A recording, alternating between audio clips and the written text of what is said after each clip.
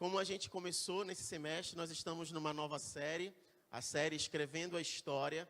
E a cada domingo a gente vai estar mergulhando num trecho, numa ministração específica dessa série, Escrevendo a História. E hoje nós vamos falar a respeito de viver diante da face de Deus. Nosso segundo episódio da série, então, é Diante da Face de Deus. E se você lembrar, no domingo passado nós falamos a respeito da parábola dos talentos. E se você perdeu, você pode ir lá no nosso canal do YouTube e assistir. E a gente viu que todo cristão ele é chamado com um propósito. E o Senhor estabeleceu isso sobre a terra, porque Deus é o Senhor de toda a vida, de toda a história, e não de uma parte da história. Ele é o autor e consumador, inclusive, da nossa fé. Então, quando ele escreveu a história, quando ele pensou a respeito disso, ele revelou os seus propósitos, os seus desígnios, e Deus, então, é o Senhor de tudo que há. E o senhorio de Deus, ele é abrangente. E a gente pode ver essa abrangência do senhorio de Deus, pelo menos em 3 níveis. O primeiro nível é exatamente esse que eu acabei de dizer, Deus Criador. Ele criou todas as coisas. Então, o primeiro nível da soberania de Deus, da abrangência do senhorio de Deus, você pode gravar no seu coração, se você gosta de anotar, você pode anotar, é exatamente esse. Deus é um Deus criador. Além de ser Deus criador no processo da criação, Deus foi também criativo. Então, um elemento do processo de criação é a criatividade de Deus. E aonde a gente vê isso revelado em Gênesis. Se você for em Gênesis, no início das Escrituras, você vai ver então que Deus fez uma obra-prima. Ele fez tudo que era bom e que era belo. E ele contemplou a beleza da sua criação, porque ao final da criação e ao final de cada dia, ele declarava isso. Viu Deus que era bom, viu Deus que era bom. E a expectativa de quando a gente lê viu Deus, ou seja, Deus contemplou a sua obra, e ao contemplar a sua obra, ele se satisfez com aquilo que ele fez. Então houve contentamento no coração, se assim a gente pode dizer, diante daquilo que havia sido feito. Então, viu Deus que era bom, ele contemplou a beleza da sua criação. Tudo isso faz parte desse primeiro nível da soberania e do senhorio do Senhor como um Deus criativo. Mas ele não é apenas um Deus criador. Um segundo nível desse aspecto do senhorio de Deus está no fato de ele sustentar toda a sua criação até hoje. A obra de Deus pode ter começado, como expresso em Gênesis, mas ela não terminou ainda nos dias de hoje. Então, até hoje, Deus sustenta toda a sua criação. E aí eu quero começar então abrindo as escrituras com você.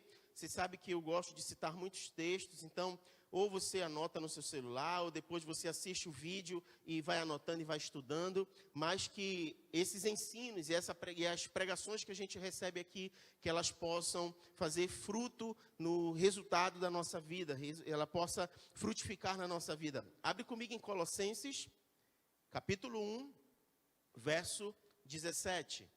Deus sustenta toda a sua criação até hoje. Olha o que diz as Escrituras. Ele existe antes de tudo o que há. E nele todas as coisas subsistem. Ou seja, tudo que existe só existe porque dele foi criado. Dele foi feito. Ele é o sustento de todas as coisas. Olha o que diz em Hebreus. Hebreus capítulo 1, verso 3. Hebreus 1, 3. A gente vai ler apenas a parte A desse trecho.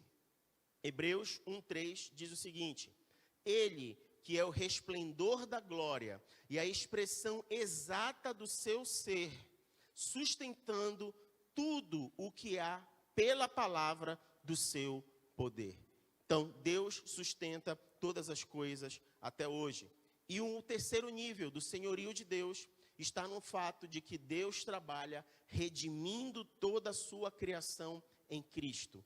Você já deve ter escutado, a gente já falou isso aqui várias vezes, que Deus criou todas as coisas, então a gente vivenciou a criação, mas por conta do pecado o homem sofreu uma queda. E após o aspecto da queda, houve então uma ação da parte de Deus para redimir e reconciliar com ele todas as coisas. Então a gente teve criação, queda e redenção. Então, Deus é um Deus criador, Ele é um Deus que sustenta todas as coisas e Ele trabalha redimindo toda a sua criação. E a gente já viu isso aqui, que a redenção em Cristo Jesus é a compra de uma propriedade. Então, quando Deus trabalha redimindo a sua criação, Ele resgata a propriedade daquilo que Ele fez para si. E como é que isso é feito? Isso é feito através da vida de Cristo Jesus que foi entregue na cruz. Abre comigo em Colossenses 1. Agora a gente vai ler o verso 19. A gente leu ainda há pouco o verso 17, agora a gente vai ler o verso 19.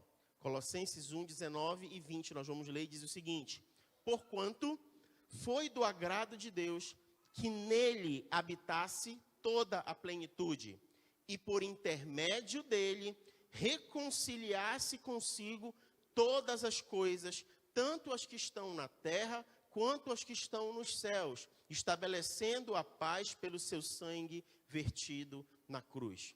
Ou seja, o sacrifício de Jesus foi o pagamento, o sacrifício dele foi o pagamento da dívida do pecado, que comprou para Deus todos os povos, comprou para Deus a propriedade. Por isso que redenção é a compra de uma propriedade.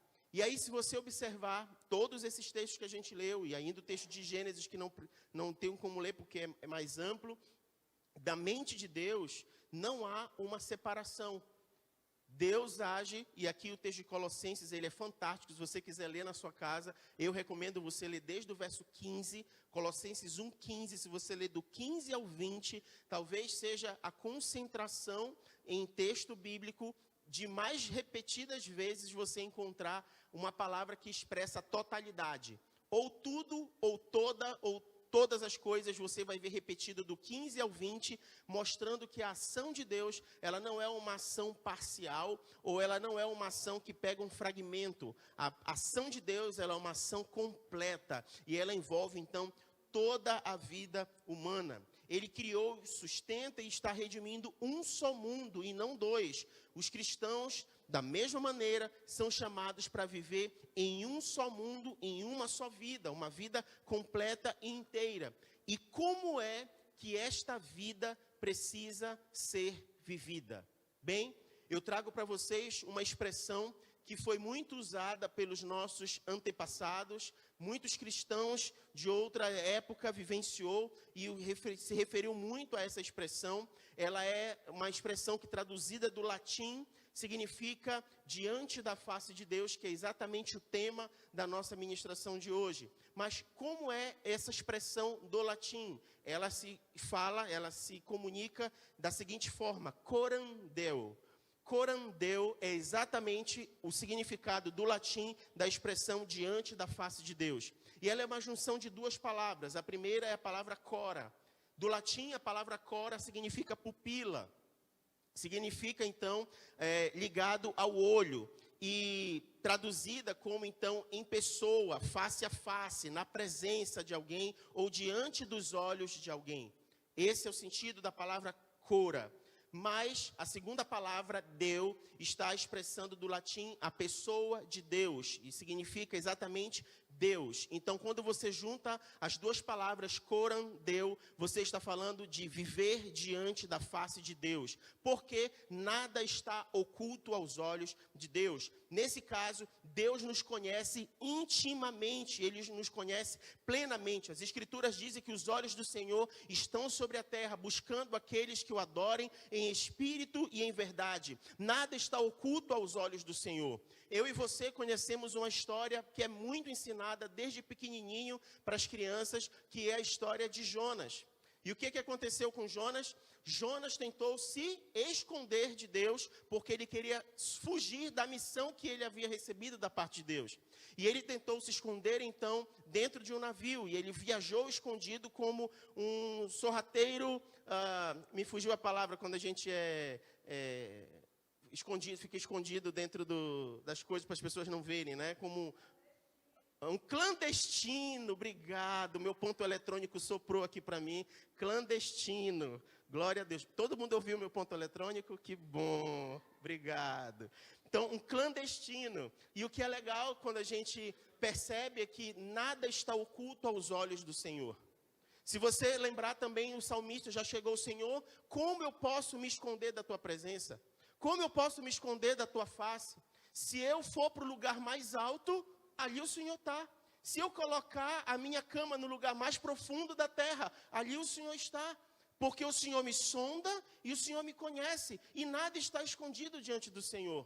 Davi chegou a declarar: Senhor, não estão encobertos diante dos teus olhos os meus pecados.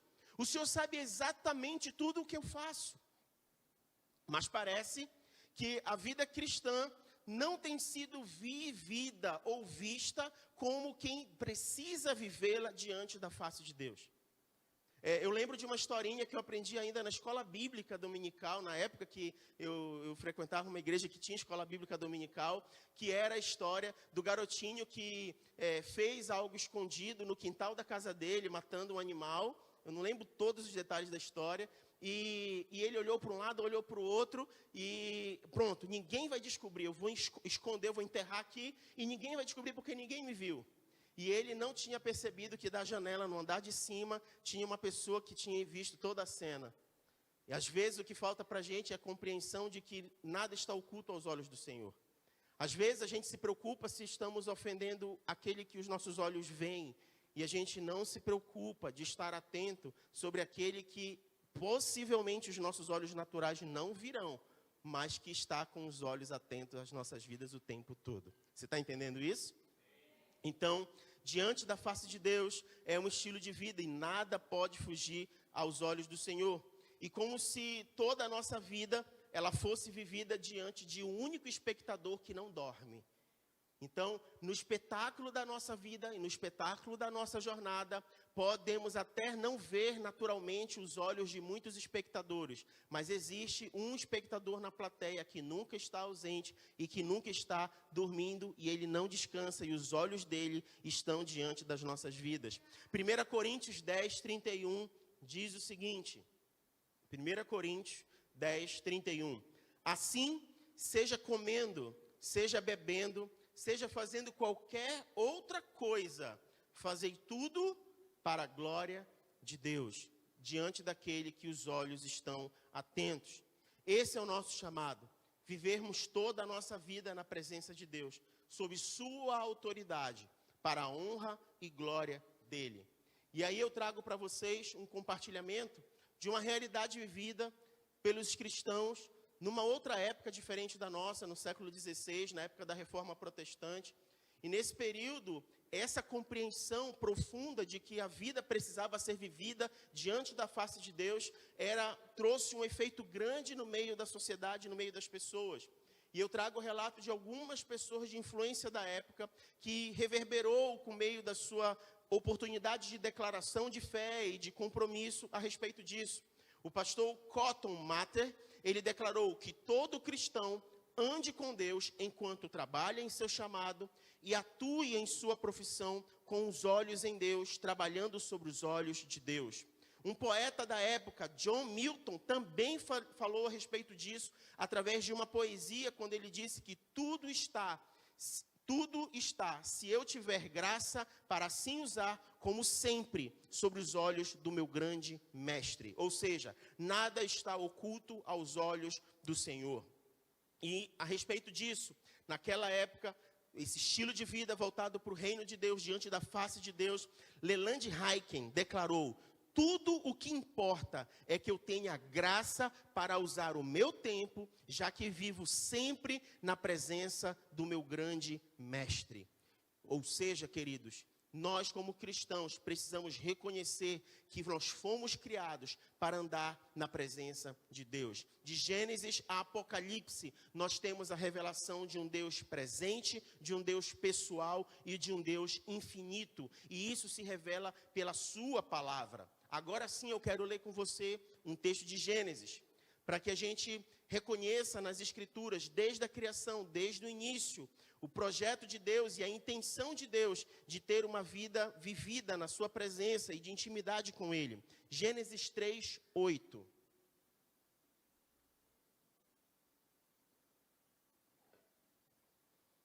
Gênesis 3, 8. Diz o seguinte: naquele dia, quando soprava a brisa vespertina, o homem e sua mulher ouviram o som da movimentação de Deus, que estava passeando pelo jardim, e procuraram esconder-se da presença do Senhor entre as árvores do jardim. Segura aqui um pouquinho. Você lembra?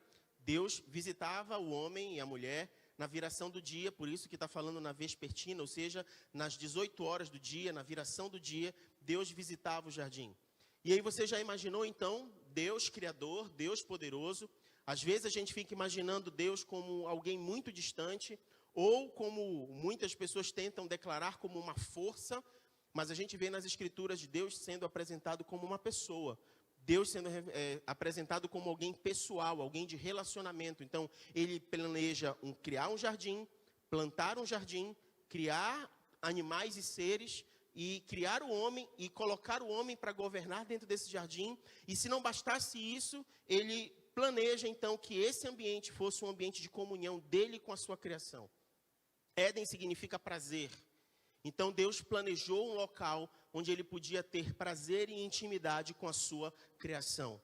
E a coroa da sua criação, o homem que foi feito à sua imagem e semelhança, era com quem ele se relacionava na viração do dia, nesse jardim, como um compromisso diário, um compromisso que não faltava, um compromisso que não falhava. Todos os dias, na viração do dia, Deus ia então ao encontro do homem para ter comunhão com ele nesse ambiente de prazer. Mas olha o que aconteceu no verso 9. Mas o Senhor Deus convocou o homem, indagando: onde é que estás? Ou seja, estou aqui para o nosso encontro, estou aqui para o nosso relacionamento, estou aqui para o momento que a gente tem de compromisso. Cadê você? Ora, se eu acabei de dizer que os olhos do Senhor estão sobre a terra e que Ele vê todas as coisas, Deus não sabia que o homem estava ali escondido entre as árvores? Claro que sabia. Por que Deus faz essa pergunta como se fosse uma pergunta retórica, então? Que, na verdade, o que Deus estava procurando não era o local físico do homem. O que Deus estava procurando era onde está o coração do homem, que não está naquele mesmo lugar. Onde está o seu coração, que está se escondendo da minha presença? O que foi que você fez? É como se o Senhor estivesse trazendo luz para aquele momento que estava sendo vivido pelo homem diante da sua escolha, diante daquilo que ele decidiu fazer, da escolha pelo pecado. Mas perceba, Deus como um Deus pessoal, Deus como um Deus de relacionamento. E isso não parou ao longo de toda a história.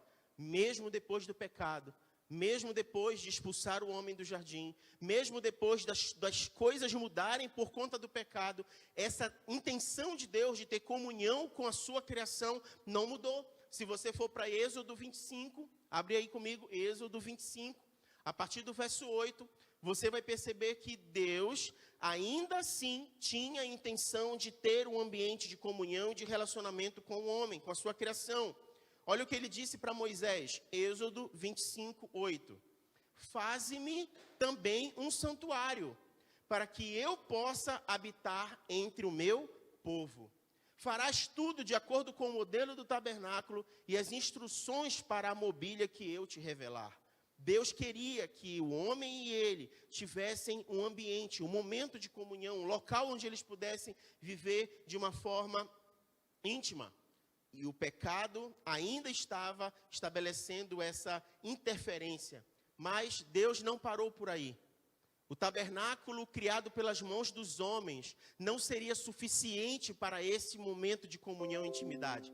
E aí ele vem então com a ação mais poderosa e tremenda que ele podia fazer, confundindo a mente dos racionais, confundindo as filosofias, confundindo tudo aquilo que a inteligência humana seria capaz de interpretar. Através de um bebê vulnerável, ele se revela na humanidade e ele entrega então e envia o seu filho para que ele habitasse no meio dos homens. João 1,14 vai revelar: e a palavra se fez carne e habitou entre nós.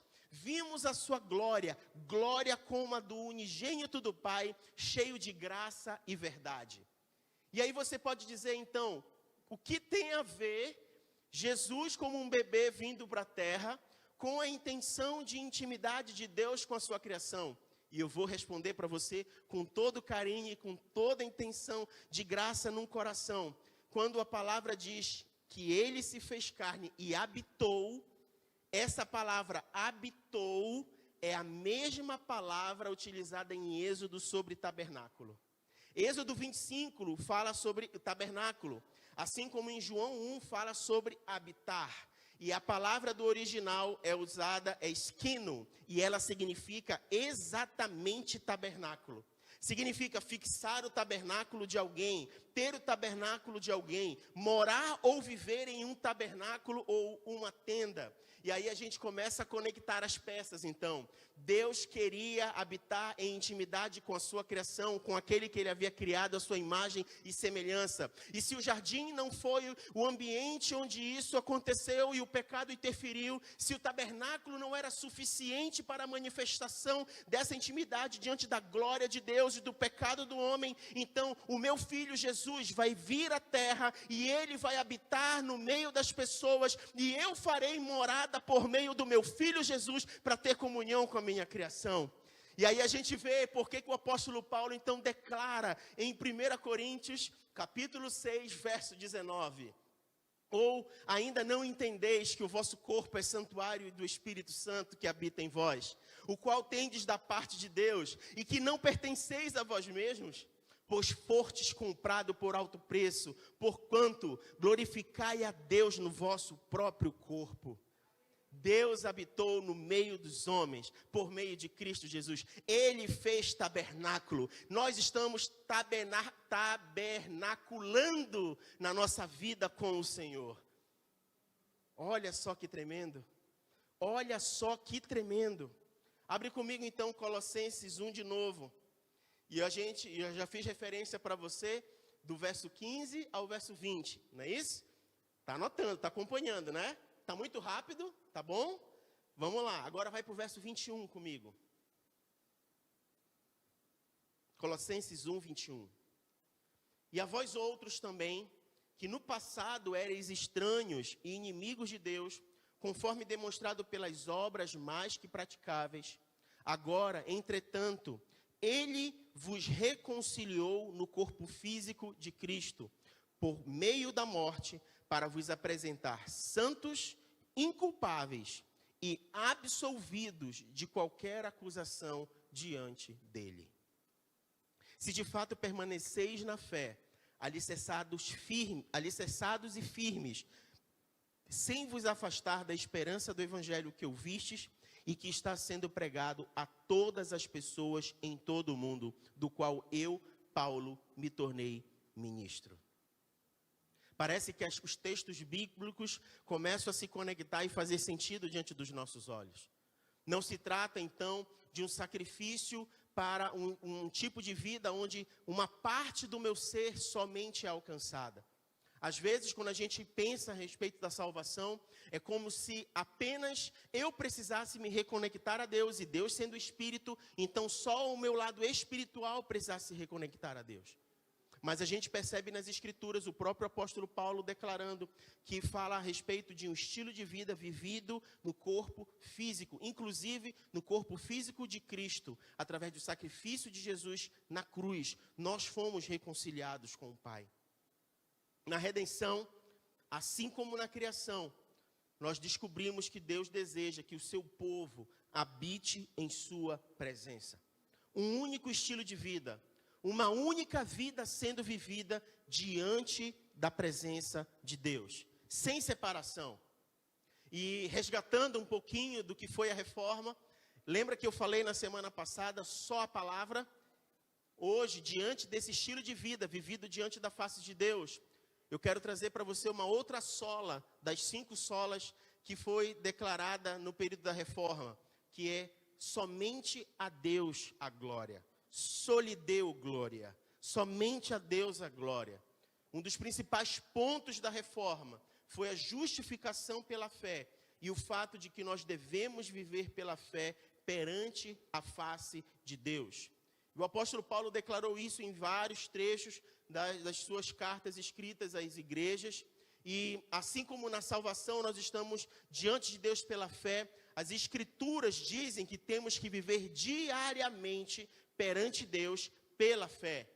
Talvez eu e você não encontramos uma outra descrição na Bíblia que revele isso de uma forma tão clara como nós encontramos em Gálatas, capítulo 2, verso 20.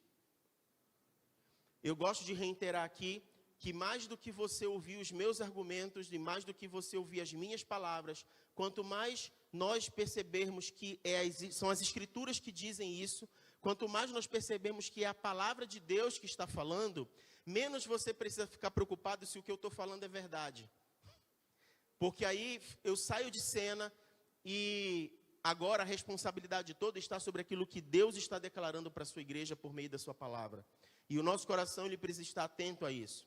Gálatas 2:20, o apóstolo Paulo diz o seguinte: fui crucificado juntamente com Cristo, e desse modo já não sou eu quem vive, mas Cristo vive em mim.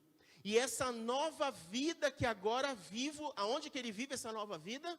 No corpo. No corpo.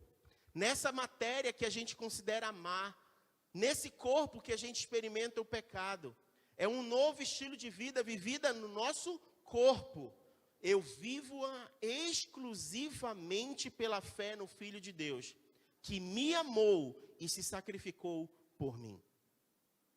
Isso nos chama a responsabilidade para esse estilo de vida, vivido diante da face de Deus e vivido para a glória de Deus. Vivido diante da face de Deus, porque nada está escondido dos olhos dele, mas vivido para a glória dele, com um propósito. Para os cristãos que entendem que nós somos salvos pela graça, por meio da fé, todo o conceito da vida vivida nesse corpo foi transformada no conceito de adoração. E a palavra adoração, ela tem uma conotação no seu significado original de viver prostrado, de estar prostrado. Se a gente entende então que toda a vida vivida, ela precisa ser uma vida vivida para a glória de Deus, diante dos olhos de Deus, significa dizer que nós precisamos viver um estilo de vida de adoração. Um estilo de vida de rendição, prostrados diante do Senhor.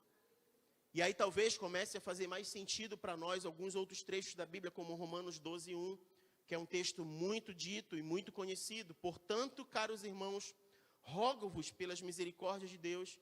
E quando Paulo está falando isso, é como se ele estivesse dizendo assim: igreja, esteja atenta. Eu rogo a vocês, eu clamo que vocês deem atenção ao que eu estou dizendo. Pela misericórdia do Senhor, por favor, igreja, apresente o vosso corpo como um sacrifício vivo, santo e agradável a Deus, que é o vosso culto espiritual. Perceba que esse culto espiritual, Romanos 12:1, é um culto vivido no nosso corpo, através da nossa vida, da maneira como a gente vive. Talvez isso traga um outro peso para os nossos ombros. Porque isso traz um peso sobre o que a gente pensa, isso aqui traz um peso sobre o que a gente sente, isso aqui traz um peso sobre o que a gente fala, mas também traz um peso sobre o que a gente não fala e que a gente sente e que não estão diante dos olhos das pessoas, mas estão diante dos olhos de Deus.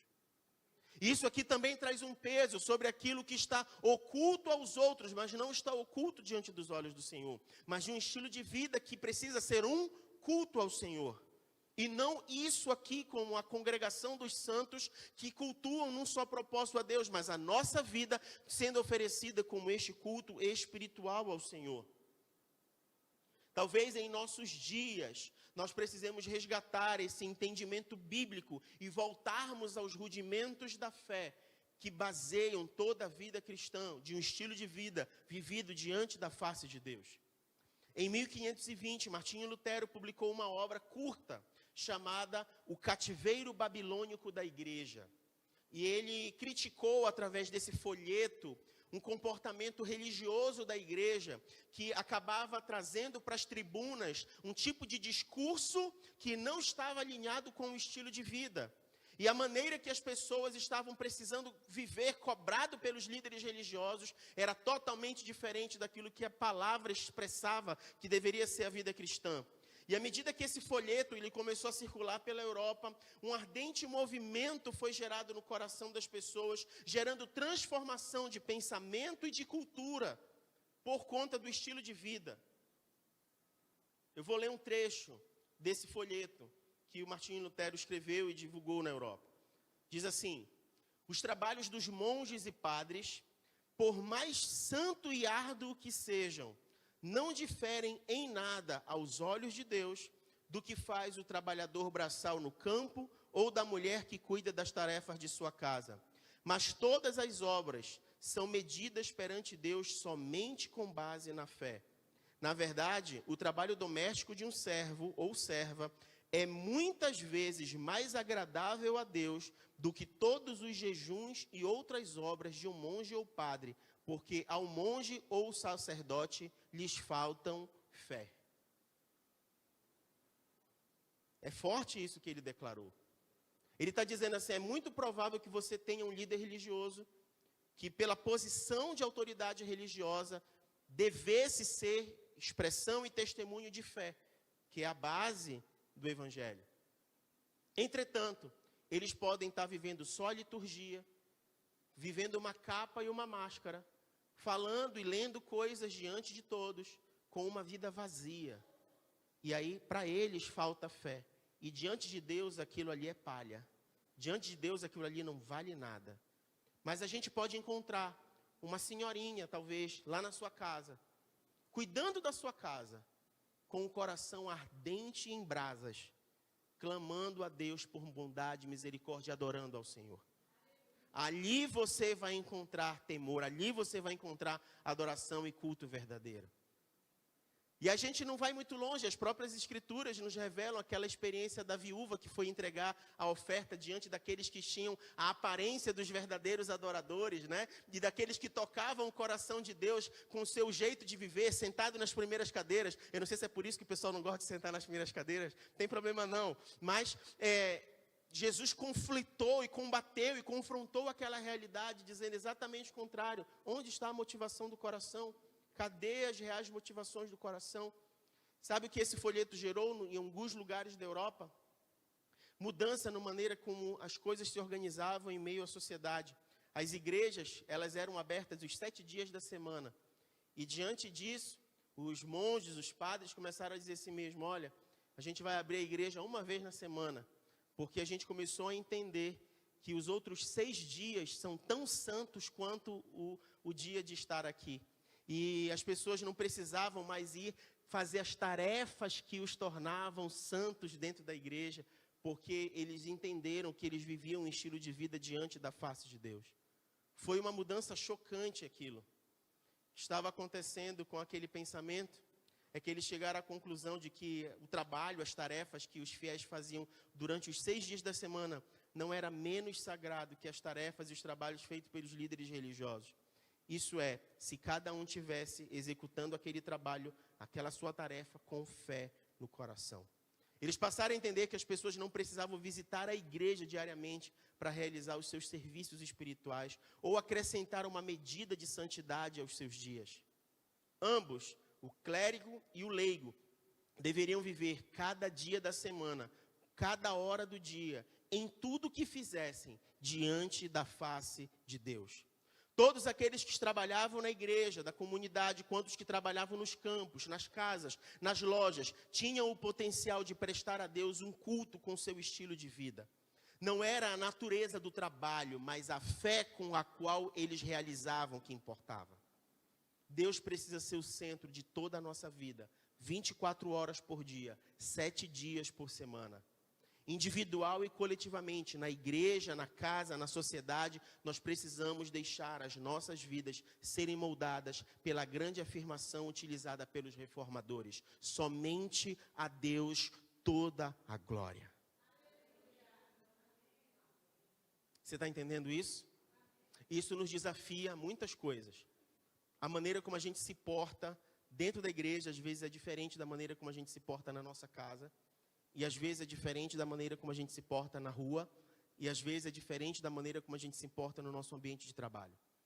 E diante do que a Bíblia está nos revelando nessa manhã, não importa, porque nós não somos mais de uma pessoa. Nós somos uma única pessoa que servimos a um único Deus. E esse Deus olha a nossa vida de uma forma inteira. Então nós precisamos viver de uma forma inteira. Você está entendendo isso? O que significa viver para a glória de Deus? Em primeiro lugar, as Escrituras revelam que a glória de Deus, ela é parte integrante de uma realidade. Abre comigo em Isaías 60.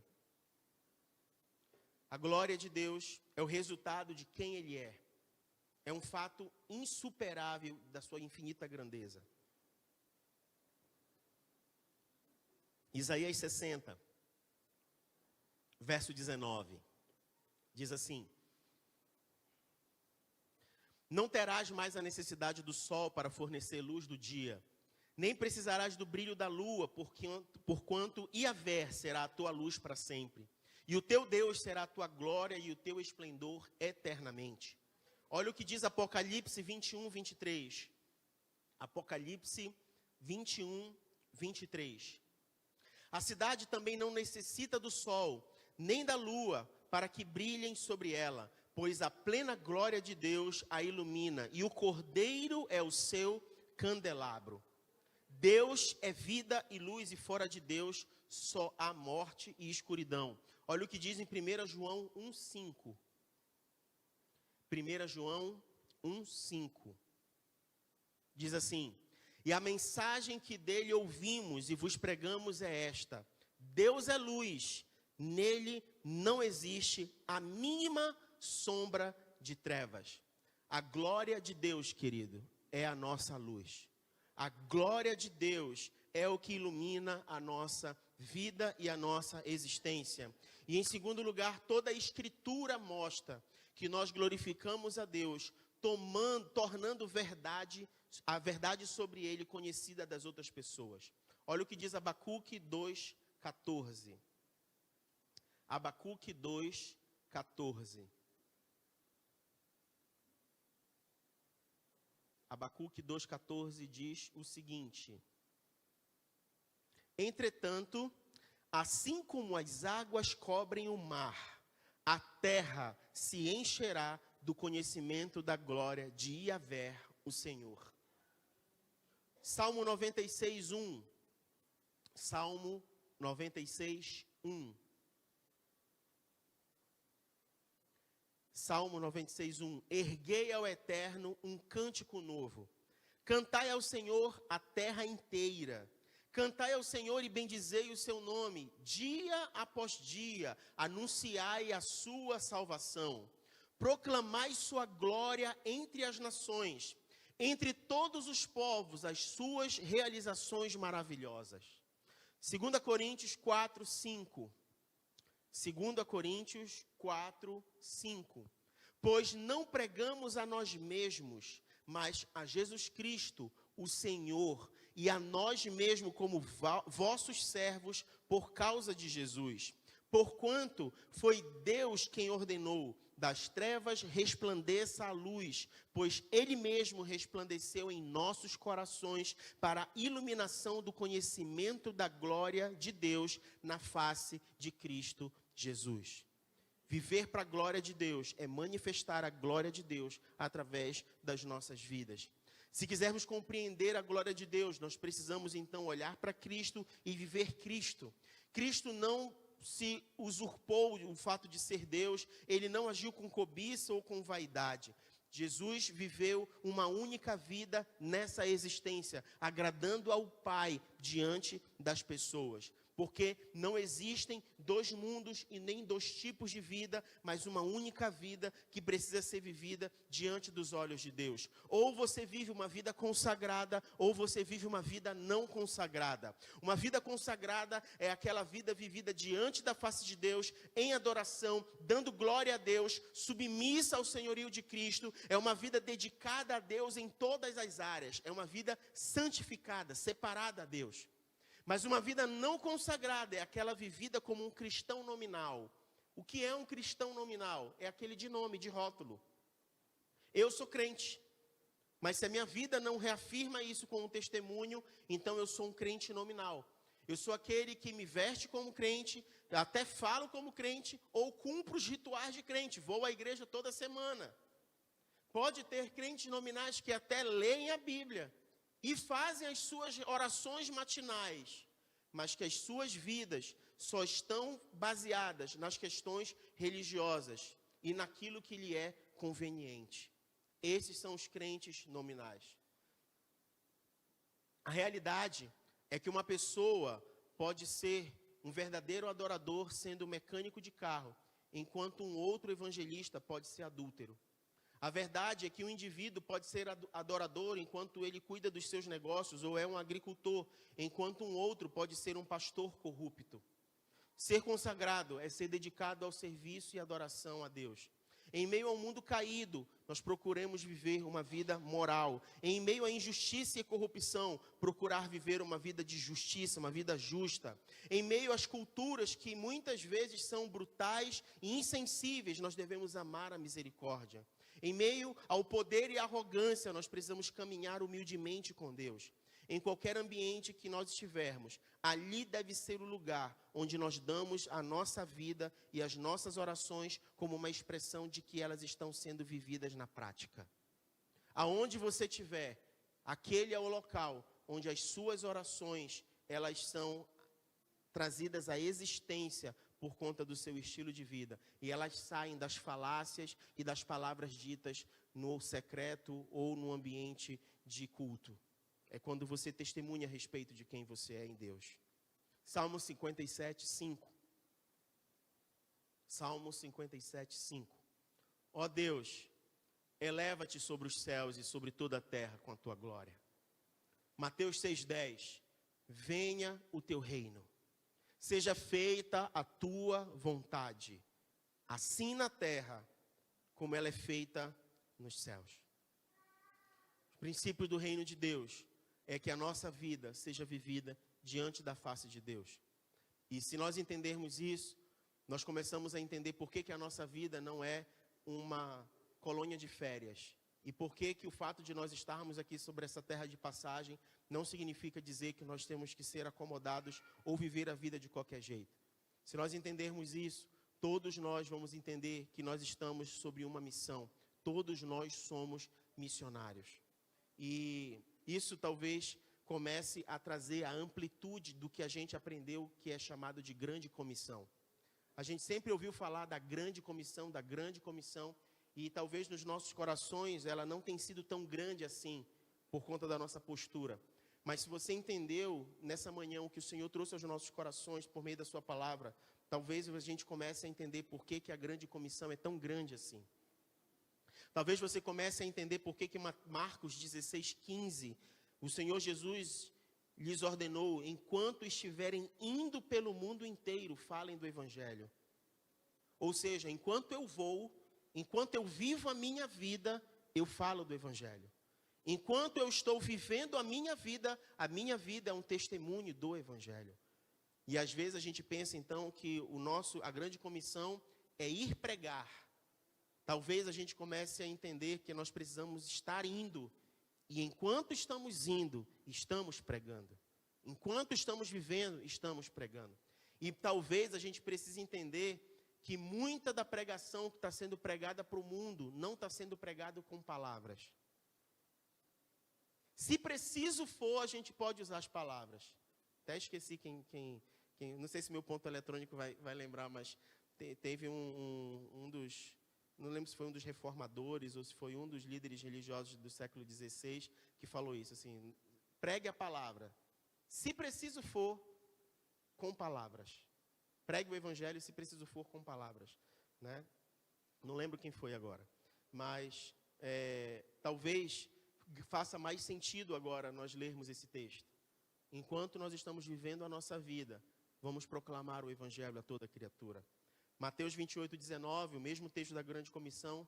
Portanto, ide e fazei com que todos os povos da terra se tornem discípulos. Como é que a gente faz com que todos os povos da terra se tornem discípulos?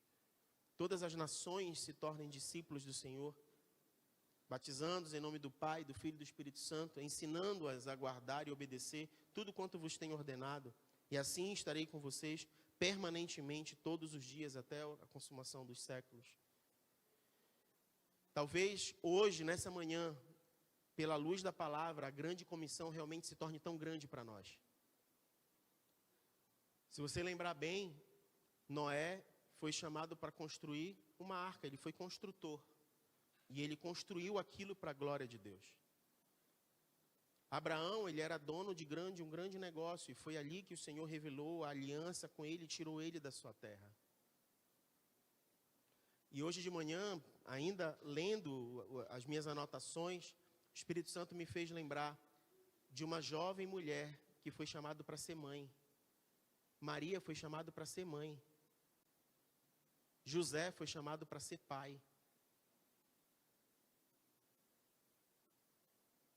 E aí você pode dizer, tudo bem, mas foi de Jesus que eles foram pais aqui na terra. Tá, mas quantos foram os pais, quem foram os pais que fizeram nascer diante do propósito de Deus? Grandes homens que viveram aqui nessa terra. Grandes pregadores que passaram aqui por essa terra. Talvez alguns de nós sentados aqui nessas cadeiras hoje com um propósito poderoso e divino e que até então estava escondido ou obscuro ou sem a revelação completa que precisava ter. Deus deu testemunho de alguns desses homens que estão na Bíblia, por conta da maneira que eles estavam vivendo diante dos olhos dele. E foi por conta disso que ele revelou da sua vontade, do seu propósito, e os separou para essa grande missão que lhes foi atribuída. Não foi por qualquer coisa que Noé foi chamado para fazer a arca. Não foi por qualquer coisa que o Senhor levantou homens e mulheres ao longo da história.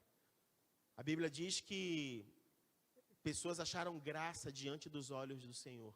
E por isso foram comissionadas para algumas dessas missões. Eu fico imaginando que José e Maria precisaram plantar muita coisa no coração de Jesus enquanto ele era criança e adolescente. Até que ele tivesse a experiência pessoal do dia do seu batismo, quando ele ouviu a voz do próprio Pai, dizendo que ele era um filho amado. Mas antes dele ter a experiência com o próprio Pai, ele foi ensinado a temer a Deus e carregar um propósito por conta da educação que ele recebeu de José e de Maria. Porque José e Maria carregavam uma palavra no seu coração. Vocês serão pais do Messias. Eles tinham a responsabilidade de fazer com que aquela promessa ardesse no coração de Jesus, até o momento em que o próprio Jesus teria a experiência dele com Deus. Ou vocês acham que aconteceu assim? Não. Houve uma vida vivida. Uma vida vivida. Por isso que a vida que eu vivo agora, já não vivo para mim, mas vivo para aquele que me resgatou. Viver diante da face de Deus é mais do que estarmos reunidos aqui. Talvez o momento de nós estarmos reunidos aqui é o momento em que o seu coração é encorajado. E eu queria te convidar a ficar de pé. Talvez o estar aqui é o momento em que você olha para o seu irmão e se alegra com ele, ou chora com ele se preciso for. Talvez o momento de estarmos aqui é o momento em que a gente pega na mão um do outro e diz assim, você não está sozinho, nós estamos juntos nessa caminhada. Talvez o estar aqui é o momento em que o Senhor te habilita e te dá ferramentas que você não encontraria fora daqui. Mas a nossa vida não se resume ao que acontece aqui.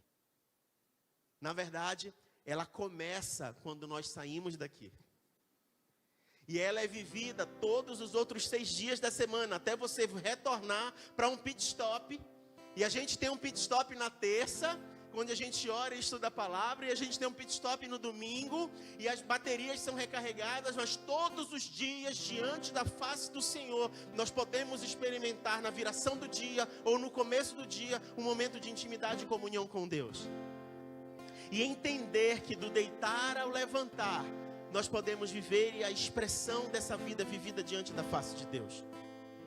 Talvez comece a fazer sentido para você porque que as Escrituras dizem que nós devemos ensinar a criança no caminho em que ela deve andar. Não se trata de ensinar uma teoria, vai e vive a tua vida. Não, não, não. Eu estou contigo caminhando no caminho. Então, enquanto eu vivo a minha vida caminhando pelo caminho, eu sirvo de inspiração para a tua vida caminhar também esse mesmo caminho. Cristo sendo o caminho e as nossas vidas sendo inspiradas por Ele, inspirando a outros. Foi por isso que Deus, quando fez a aliança, disse: olha, inculca esse ensinamento no coração dos teus filhos. Ensina quando tu deitares, quando tu levantares, quando tu estiveres andando pelo caminho, ensina, inculca isso na mente deles. Isso lhes servirá como algo poderoso para as suas vidas. Precisa ser poderoso para mim e para você nos dias de hoje. Um evangelho vivo e eficaz. Uma mensagem carregada que é vida e vida para os nossos olhos, e esperança para esse mundo. Esperança uns para os outros, uns com os outros. E eu queria que a gente virasse um purê de batata de novo. Queria te convidar que você se unisse com algumas pessoas para orar a respeito disso. Vamos deixar de ser as batatas dentro do saco, vamos ser um purêzão aí. Não deixa ninguém sozinho. Se reúne aí com 2, com 3, com 4 e começa a ministrar na vida dele, começa a ministrar no coração dele esse propósito do Senhor. Se você estiver sozinho, ou vê alguém sozinho, junta, gruda, não deixa. Começa a orar e ministrar sobre a vida dele. Isso que a gente acabou de ser ministrado hoje. Senhor, nós queremos viver uma vida diante da face do Senhor. Nós queremos viver uma vida diante dos olhos do Senhor. Nos encoraja e nos desafia a isso nessa manhã. Espírito Santo de Deus, queime nos nossos corações a esperança de uma vida vivida diante dos olhos do Senhor. Comece a abrir os teus lábios, comece a ministrar sobre a vida do teu irmão. Comece a dizer que esse meu irmão saiba que ele não está sozinho. Eu estou aqui com ele, eu estou aqui com ele. Ele é um comigo, ele é um comigo. Seja um comigo nessa manhã, meu irmão. Comece a apresentar a sua vida, adore ao Senhor em oração nessa manhã, dizendo: nós nos unimos numa só fé e num só propósito. Nós estamos sobre uma missão, vivendo o reino de Deus, daquele que é o autor e consumador da nossa fé.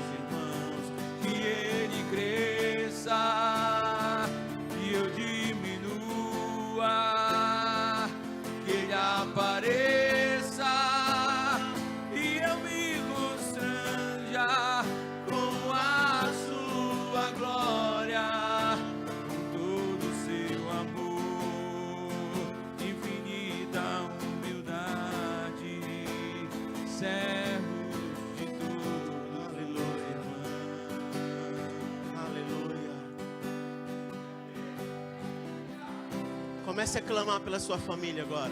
Hoje é o dia dos pais, né? Deus se revelando como pai para nós nessa manhã, como autor de toda a história. E talvez a gente precise orar pela nossa casa. Talvez você não esteja com seu pai aqui, ou ele não esteja mais presente entre nós, mas você sabe o que é deixar um legado. Você sabe o que significa deixar uma história. Ore sobre isso, sobre a vida de uma família, sobre os seus amigos, sobre esse ambiente de família como igreja. Ore sobre o legado que está sendo deixado no coração dos filhos e filhas. Ore sobre o legado que está sendo ministrado no coração dos cônjuges.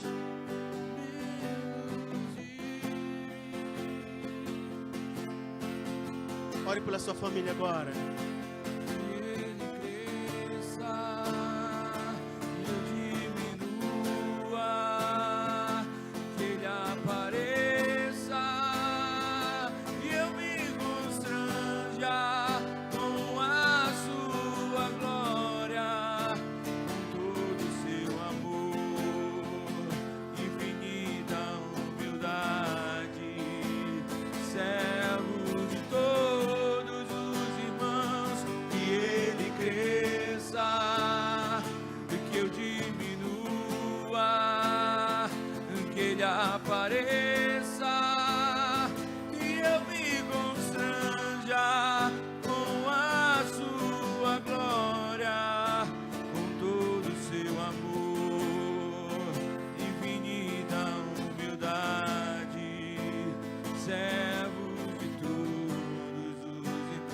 Santo é o teu nome, Senhor. E nessa manhã nós nos alegramos pelo que o Senhor, com sua bondade e misericórdia, trouxe aos nossos corações. Obrigado, Senhor Deus, porque até aqui o Senhor tem nos ajudado. Obrigado pela revelação da tua palavra. Obrigado pelo Espírito Santo, Paracletos, conselheiro que caminha conosco todos os dias. Que nós não venhamos, Pai, nos afastar dos ensinos da tua palavra. Que possamos meditar de dia e de noite. Como lâmpada para os nossos pés e luz para o nosso caminho seja a tua palavra, Senhor. Que o teu Espírito Santo possa arder em nossos corações, incendiando a chama de propósito, de chamado, de missão. Que como igreja nós possamos ser resposta para esta geração, aonde o Senhor nos plantar, aonde o Senhor nos colocar, na nossa casa, no nosso bairro.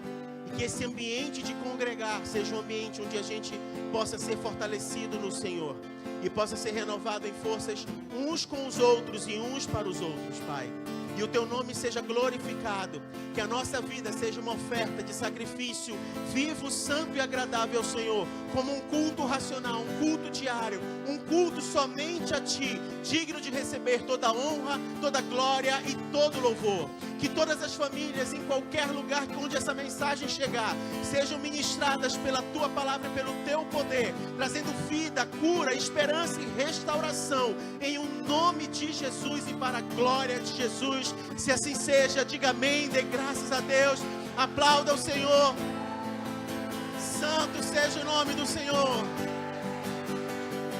Que Ele cresça,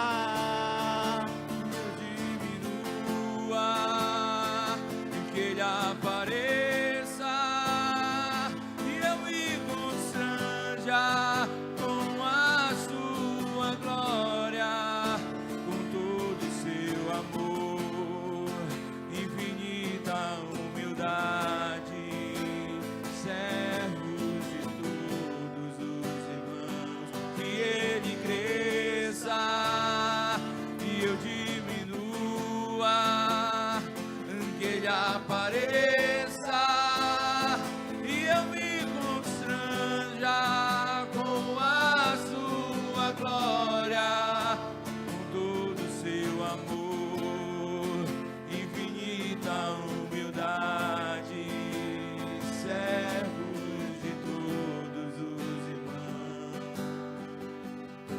Aleluia. Aplauda mais uma vez ao Senhor.